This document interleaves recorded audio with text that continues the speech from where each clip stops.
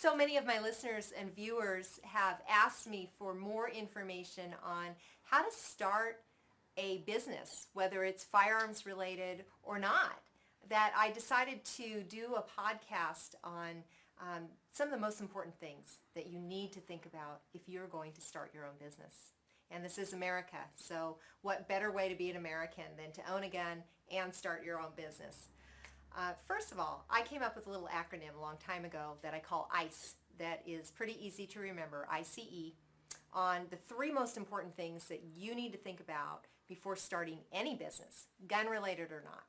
And the I stands for intellectual property. So what kinds of intellectual property might you have that you want to make sure you don't expose to the public and somebody sees it and takes your idea and can manufacture it more quickly or get it out there more quickly, and they make millions and you wind up with nothing?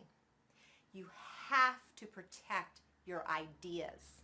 So the I, intellectual property, protect your ideas.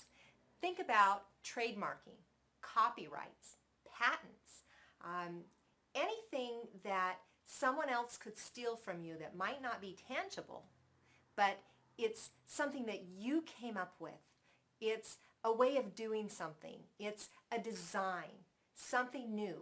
You need to protect that or someone else is going to steal it from you. That's the way the business world works. Find a good intellectual property lawyer who can help you with this. My office engages in a lot of intellectual property assistance. We can do copyrights and trademarking, but if you need an intellectual property attorney that can do patents, that's a very special field, and I can refer you to a very good patent lawyer as well.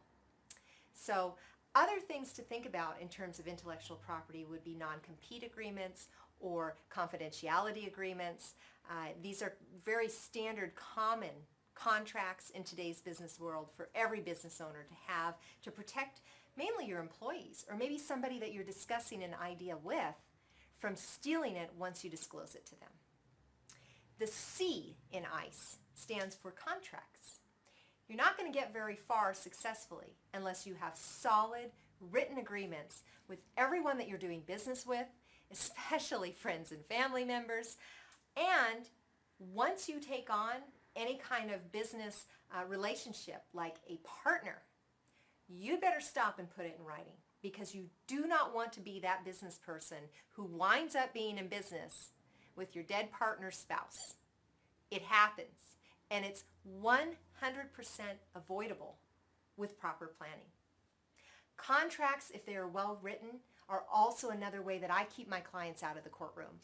And those of you who know me know that I founded my practice to try to help you stay out of that government-controlled court system and do things on your own. Take responsibility. Write solid contracts that another lawyer is going to look at if there's ever an argument and say, yeah, you can't fight this. Those are the kinds of contracts that we write in my office, and that's what you need to be a successful business owner. And number three, the third part of I.C.E. is the E, which stands for entity.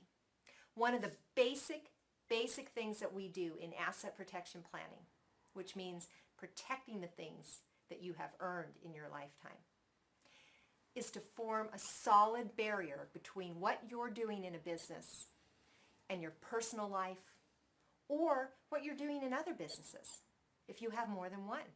So maybe you have rental properties, but you've invented this really cool part that could go on guns. Protect those things separately. Form an LLC or a corporation that is going to put up a wall between what you're doing in the business world and your very own home, the place where your loved ones live, the things that you've bought for them. No one needs to have a business problem and have that overlap into a problem that you have personally. You can prevent it. And the starting point for doing that is to form your business entity. So I.C.E., intellectual property, contracts, and entity. Three things that everybody should think about before starting their own business.